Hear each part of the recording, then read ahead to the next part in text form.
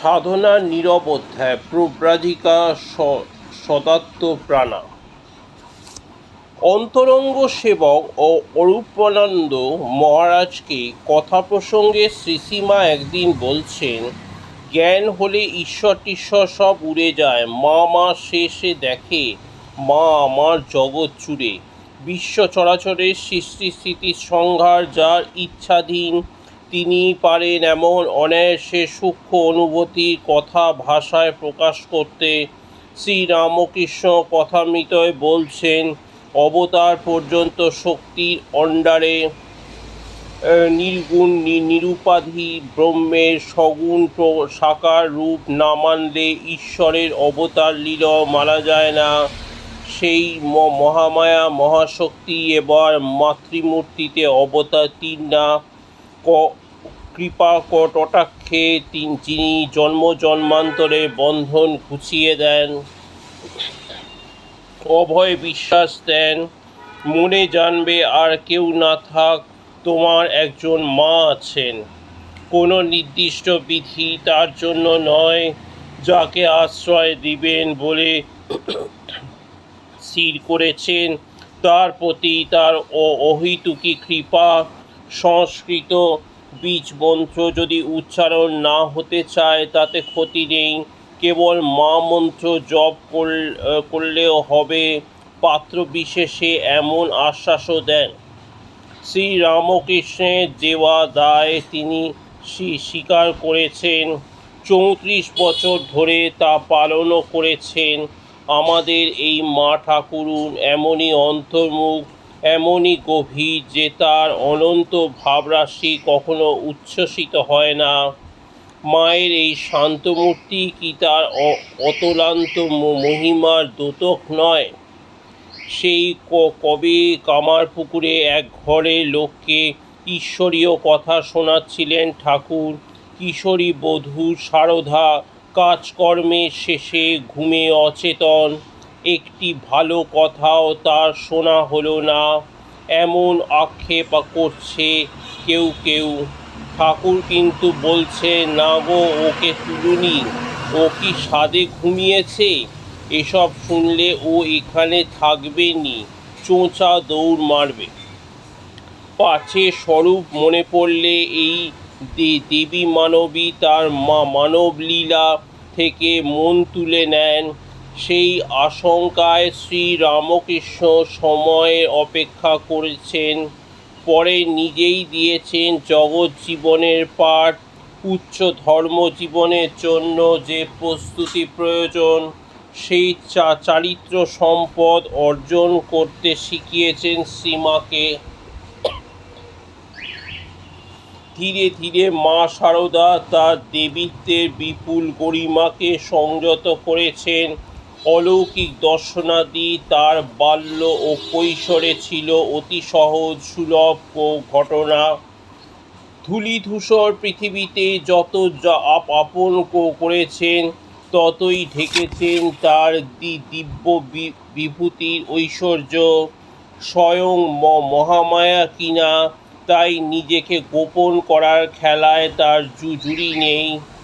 এবার মায়া তার আবরণ শক্তি দিয়ে নিজের স্বরূপকে করেছেন আবৃত, আর জীবকে কৃপায় করেছেন আবরণমুক্ত, মায়াবন্ধন বিরহিত। এই মর্তলীলায় যে কায়মনোবাক্যে তার শরণাগত, তার বন্ধন নাশে তিনি ব্যাকুল। মনে প্রশ্ন জাগে, ত্যাগীশ্বর ঠাকুরের বিষয় বিরাগের কথা না হয় নজিরবিহীন। সামান্য ধাতুর স্পর্শে তার হাত বেঁকে যায়, কোঁচড়ে এতটুকু জোয়ান মৌরি বাঁধলে তিনি দিগ্ভ্রান্ত হয়ে পড়েন। এমন ঠাকুরের কামিনী কাঞ্চন ত্যাগের কথা না হয় মানলুম, কিন্তু সহজ ত্যাগে প্রতিষ্ঠা শ্রীসীমা। এ রহস্য আমরা বুঝব কেমন করে? ধাঁধা লাগার কারণ অবশ্য আছে। আপাত দৃষ্টিতে তিনি গৈরিকধারিণী সন্ন্যাসী নন। সংসারের শতসহস্র কর্তব্য থেকে নিজেকে বিচ্ছিন্ন করে কোনো নিভৃত সাধনার পঞ্চবটিতে স্বেচ্ছাবৃত নির্বাসনও নেননি। তবু তিনি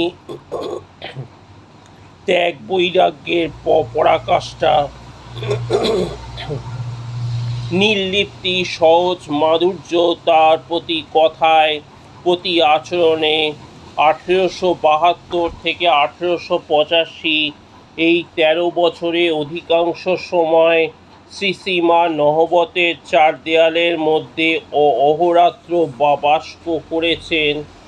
স্বয়ং মহামায়া না হলে সাধারণ মানুষ কি এতটুকু পরিসরের মধ্যে বছরের পর বছর এমন অপার্থিব আনন্দে পূর্ণ থাকতে পারেন? তিনি পেরেছিলেন, কারণ ততদিনে তার কাছে এই মানবলীলার উদ্দেশ্য স্পষ্ট হয়ে উঠেছিল।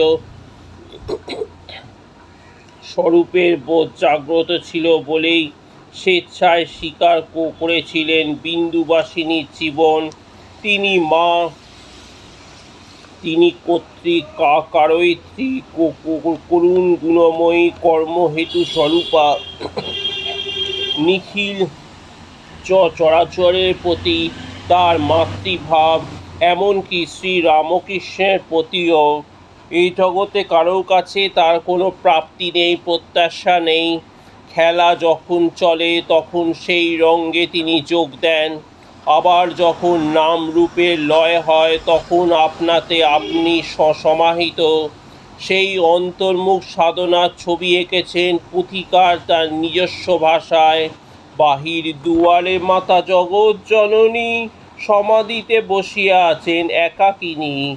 প্রকাশ্য বদন আবরণ নাহি তাই, লজ্জা পরিপূর্ণ মোটে নাহি মন। বিস্মহিত ধিয়ানে যেন নিগমন। ধ্যানলীন দেবী সেই অপার্থিব রূপ দেখেছিলেন শ্রীরামকৃষ্ণ ত্যাগী ছেলে স্বামী যোগানন্দ। গভীর নিশীথে নহবতের সিঁড়ির পাশে মায়ের স্থির নিস্পন্দ মূর্তি। চাঁদের নির্মল জ্যোৎস্নায় পঞ্চবটী নহবত গঙ্গা, সমগ্র চরাচর যেন প্লাবিত। মা নিজ মুখে ওই নীরব সাধনার কথা বলেছেন।